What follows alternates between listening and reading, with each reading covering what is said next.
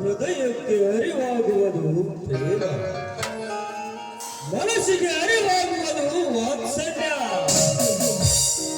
ಬೆಟ್ಟಪ್ಪ, ನಿನಗೆ ಅರಿವಾಗುವುದು ಎಲ್ಲವನ್ನು ಕಳೆದುಕೊಂಡ ಮೇಲೆ.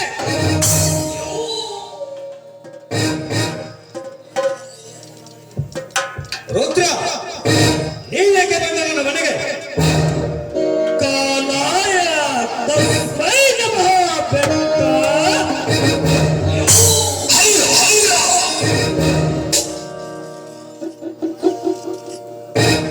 ಕೊಟ್ಟ ಮಾತು ಅಂದ್ರೆ ಯಾಕೆ ಬೆರಗಾಗುತ್ತಿದ್ದೀಯ ಬೆಟ್ಟ?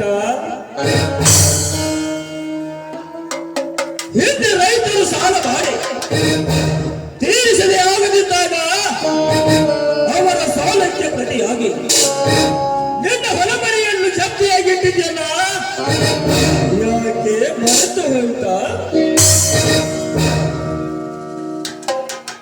ಅಂದ್ರೆ ನಿನ್ನ ಕೆಟ್ಟ ಕುತಂತ್ರದಿಂದ ಬಡ್ಡಿಗೆ ಮಹಾಬಡ್ಡಿ ಹಾಕಿ ಬಡವರ ಹೊಲ ಮನೆ ಕಿತ್ತುವ ಹೊಟ್ಟಿರಲ್ಲ. ಜನರ ಪ್ರತಿನಿಧಿಯಾದ ನಿನಗೆ ಈ ಅವರ ಹೊಲದಲ್ಲಿ ನಿನ್ನ ಹೊಲಸ ಫ್ಯಾಕ್ಟರಿ ಕಟ್ಟಕ್ ಹೊಟ್ಟಿಯಲ್ಲ. ಜನರ ಪ್ರತಿನಿಧಿಯಾದ ನಿನಗೆ ತಪ್ಪು ಅನಿಸುವುದಿಲ್ಲವೇ?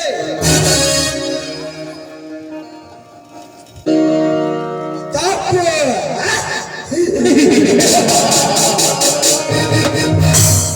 ಈ ತಪ್ಪು ಅನ್ನೋ ಶಬ್ದದಲ್ಲಿ ಅರ್ಥವೇ ಇಲ್ಲ.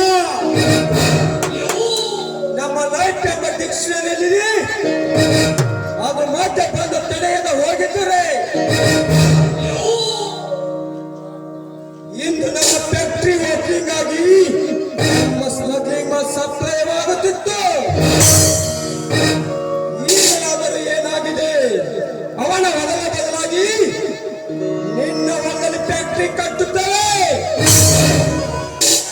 ಆದರೆ ಯಾವನ ಗಂಡಸು ಬಂದು ತಡೆಯುತ್ತಾನೆ ನಾವು ನೋಡೇ ಬಿಡುತ್ತೇವೆ.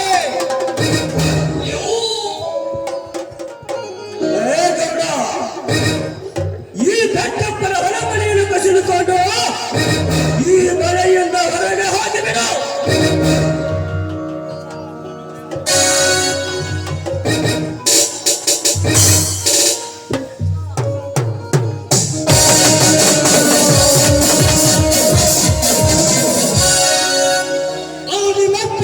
ಸಾಧ್ಯವಿಲ್ಲಲೇ ಅವನೇಕೆ?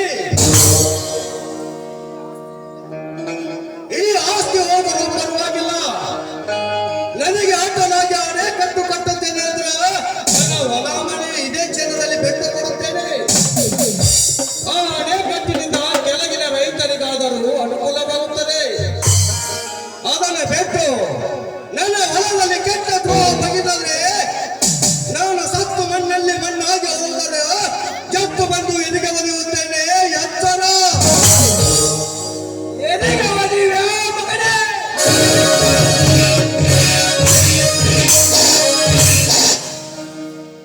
ಸ್ವೀಕರಿಸು ಮಗನೇ ಈ ಯಮದೂತನ ಶಿಕ್ಷೆಯನ್ನು. ಇಡೀ ರಾಜ್ಯಕ್ಕೆ ಮಂತ್ರಿ ವರ್ಮರಾದ ನಮಗೆ ಬಾಯಿಗೆ ಬಂದದ್ದು ಮಾತಾಡುವ ಬಾಲವಿಕಾರಿ.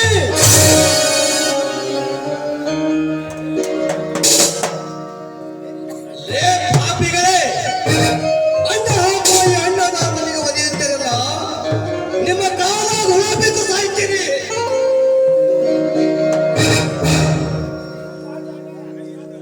ನೀವು ಮಾಡಿದ ಅನ್ಯಾಯವನ್ನು ನನ್ನ ತಮ್ಮ ಕ್ರಾಂತಿಗೆ ತಿಳಿಸಿದರೆ ಇದೇ ದಿನದಲ್ಲಿ ನಿಮ್ಮ ರುಂಡವನ್ನು ಕತ್ತರಿಸಿ ಹಾಕುತ್ತಾನೆ. ಮನೋಜೋಗೆ, ನಿನಗೆ ಮಾತನಾಡಲು ಬಾಯಿ ಇಲ್ಲ, ಅವನಿಗೆ ಕೇಳಲು ಕಿವಿ ಇಲ್ಲ. ಈ ವಿಷಯ ನಿಮ್ಮ ತಮ್ಮನಿಗೆ